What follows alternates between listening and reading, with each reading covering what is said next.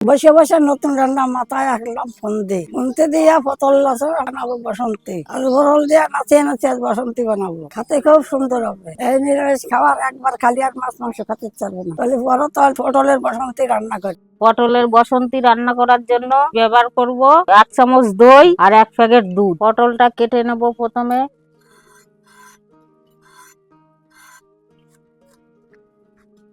এরকম করে কেটে নেব, প্রত্যেকটা কেটে নেব।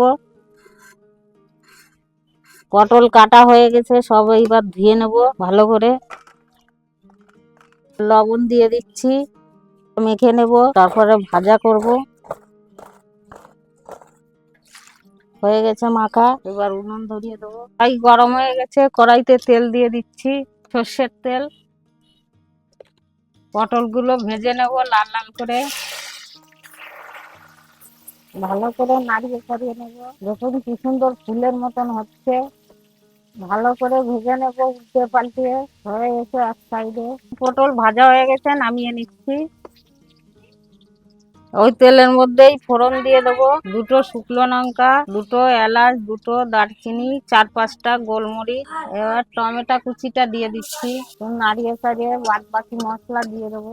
জিরের গুঁড়ো, ধনের গুঁড়ো দিয়ে দিচ্ছি 1 চামচ করে, 1 চামচ শুকনো লঙ্কা, 1/2 চামচ গোলমরিচ গুঁড়ো দিয়ে দিলাম, 1/2 ইঞ্চি আদা আর 2 চামচ পোস্ত বাটা দিয়ে দিচ্ছি, চিনি দিয়ে দিচ্ছি, লবণ দিয়ে দিচ্ছি স্বাদ মতন। দিয়ে এবার নাড়িয়ে ছাড়িয়ে 1 চামচ মতন দই দিয়ে দিচ্ছি, ভালো করে নাড়িয়ে ছাড়িয়ে কষায় নেব। মশলা কষানো হয়ে গেছে, দুধ দিয়ে এবার ফুটিয়ে তারপরে পটলটা দিয়ে দেবো। 500 গ্রাম পটলে আমি 250 দুধ ব্যবহার করছি, আপনারা চাইলে 500 ব্যবহার করতে পারেন। হালকা একটু জল দিয়ে দেবো। এবার ফুটে গেলে পটলটা ওর ভিতরে দিয়ে দেবো, একদম রসা রসা কষা কষা হবে পটলের বসন্তী। আমি ঝোলের উপর হিম দিয়ে দিচ্ছি, পটলটা দিয়ে দিচ্ছি। ঝোল ফুটে গেছে আমার, 10 মিনিট মতন ফুটবে, তারপরে নামিয়ে দেব।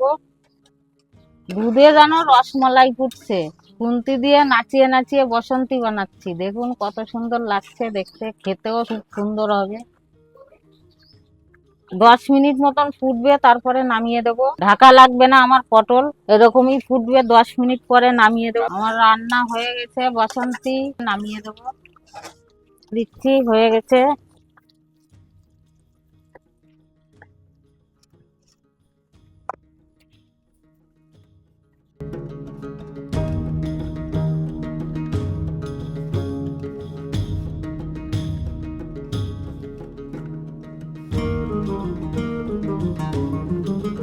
খুব সুন্দর হয়েছে। শেষ বসন্তী নাচিয়ে দিলাম। আমরা লোভী বাঙালি, যা পাই তাই খাই, যা খাই তা দেখাই।